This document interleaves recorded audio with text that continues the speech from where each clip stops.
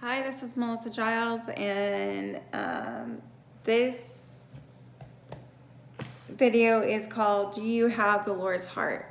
This is Proverbs 16. The plans of the heart belong to man, but the answer of the tongue is from the Lord. All the ways of a man are pure in his eyes, but the Lord weighs the spirit. That is regarding to free will, but the first one is regarding to, God can control how you think, especially if you're chosen.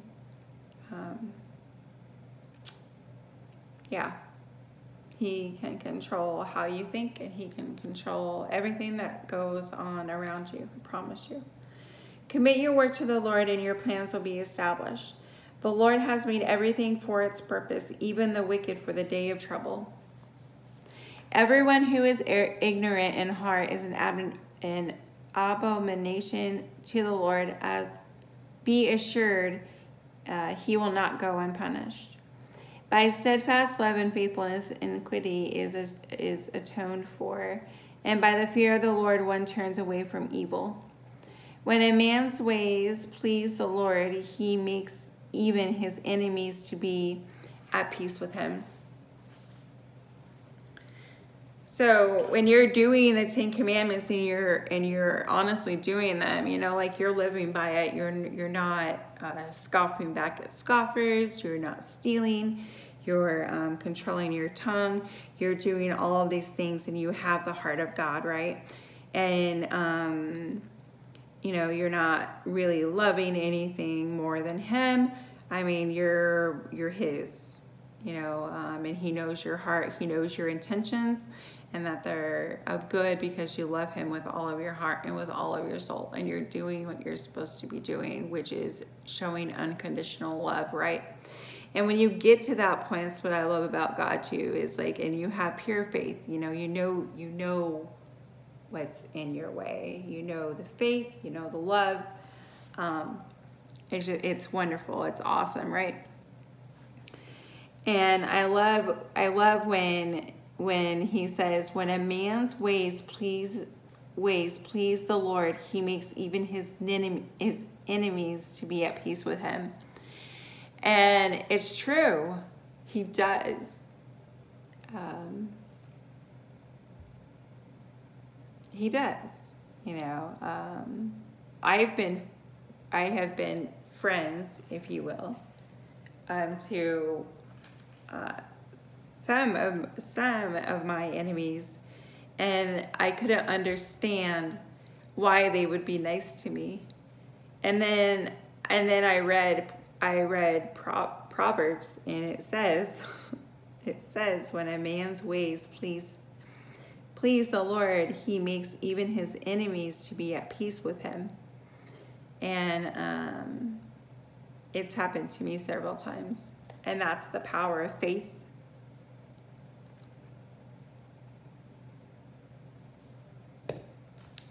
That's all I have to say about that. Better is a little with righteousness than great revenues with injustice. The heart of man plans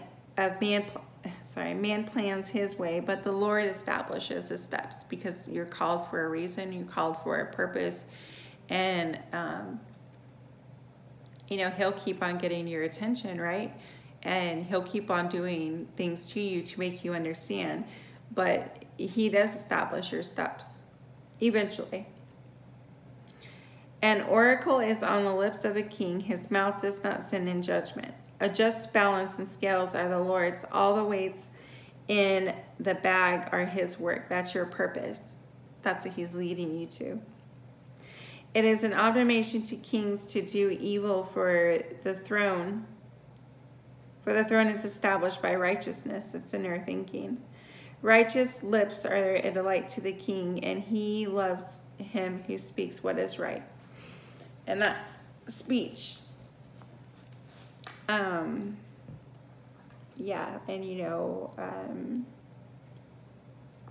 I guess that would also be holding somebody accountable for doing what they're doing, whether it be privately or like in a group or whatever,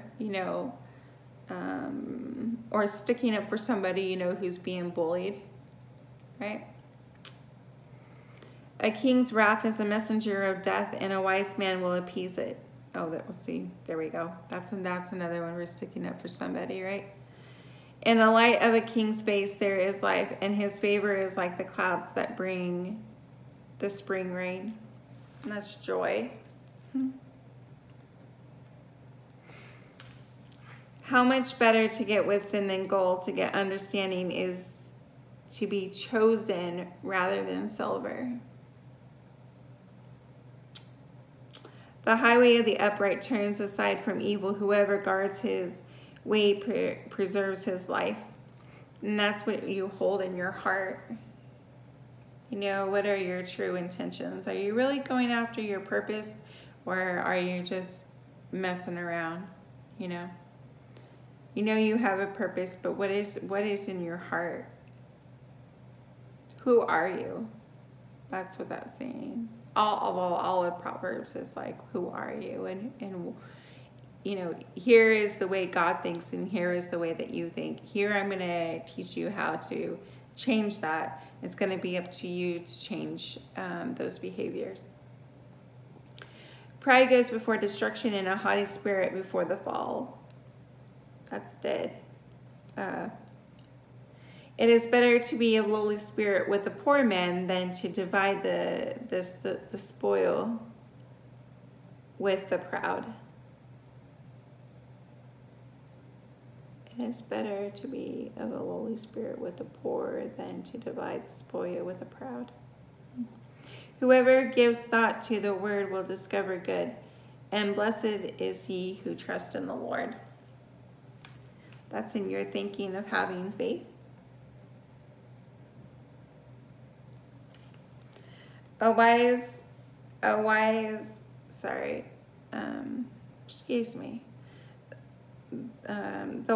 heart is called discerning, and sweetness of speech increases persuasiveness. Speech and tongue.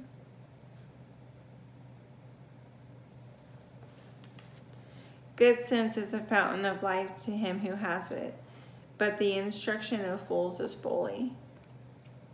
The heart of the wise makes his speech judicious and adds persuasiveness to his lips. Gracious words are like a honeycomb, sweetness to the soul and health to the body, and that's the tree of life, which is you. There is a way that seems right to man, but its end is the way of death. A worker's appetite works for him. His mouth urges him on. A worthless man plots evil, and his speech is like a scorching fire. A dishonest man spreads strife, and a whisper separates close friends. That's your character.